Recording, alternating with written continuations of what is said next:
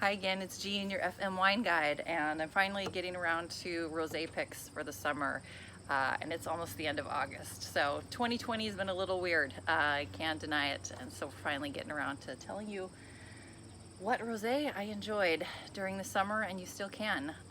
It's definitely not cooling down anytime soon. Very hot weekend, hot and muggy right now. And the other reason it's a great time to be drinking rosé, even this late in the season, and keep drinking it all year round if you love rosé, please. But one of my favorite things to pair with rosé is a delicious BLT, and it's definitely tomato harvesting season right now in the Fargo-Moorhead area. So if you've been growing tomatoes like me and you want to know what wine to pair with your bacon and tomato sandwiches, these are the best. So 3 rosés that I think you should be sipping. I've tried a lot of rosé already this summer, and these 3 are ones that I keep drinking. First, and they're all from different places. So the first one I have is called And Why Am I Mr. Pink? Kind of a reference to Steve Buscemi's character in Reservoir Dogs, and there's a couple of renegade winemakers out in Washington that make this wine. They're both men, and Reservoir Dogs is a very aggressively manly movie, of course. So why is that a rosé? Why am I Mr. Pink? Guys can drink rosé too. That's why, because it's delicious, and my husband definitely does. So what's up with Why Am I Mr. Pink? It is Washington fruit. It's a blend of Sangiovese and Syrah, which do great in Washington climates. And this might be my favorite of the 3 just because it's so light and acidic.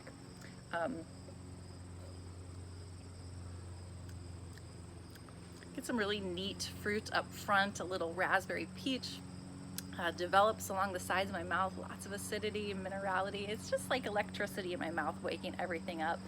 So light, so refreshing. So this is kind of my favorite patio pounder deck rosé. So I love Why Am I Mr. Pink? It's fun and a bit irreverent and delicious.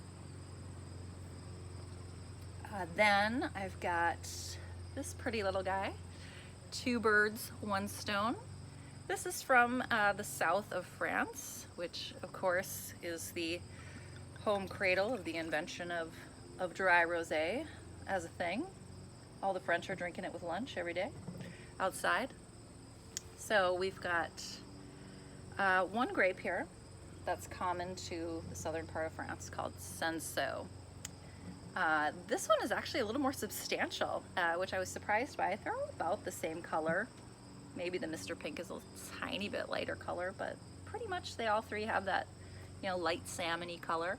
The 2 birds in the mouth, it's a little more unctuous.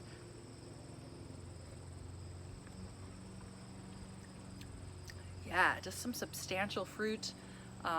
It's got that peach and melon again, but it's got more bitterness, like some grapefruit rind, and some minerality there too. So it's a fun, playful one, surprisingly serious for the branding, and it's the cheapest of the 3 as well.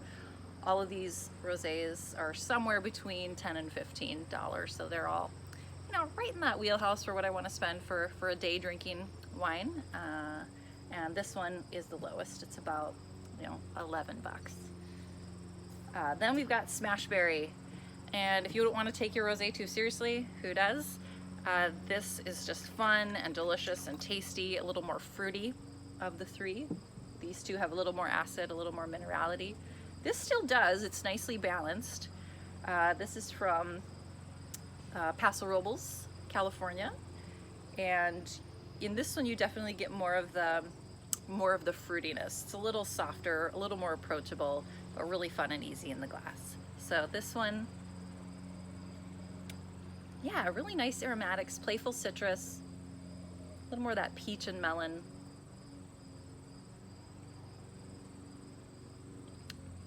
And definitely there's acidity there. My sides of my mouth are prickling, but it's juicy, and I just want to go back for another glass. So that's the light, fun, easy one, but all these are super quality.